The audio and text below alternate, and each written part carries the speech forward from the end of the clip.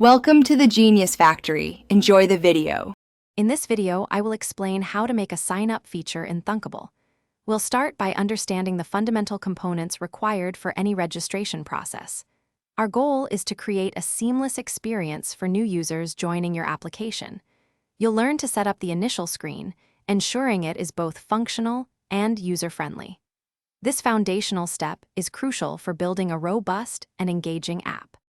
Next, let's focus on capturing user data securely. You'll add two text input components, one for the user's email and another for their password. Remember to configure the password input to obscure characters, enhancing security. We will also add a prominent Sign Up button. This button will be the primary trigger for initiating the account creation process, gathering all necessary information from your users. Now, for the crucial step of storing user information. Thunkable allows you to connect to various data sources, such as Firebase or its built-in database. You will use specific blocks to securely save the email and password provided by the user. This ensures that their credentials are persistently stored.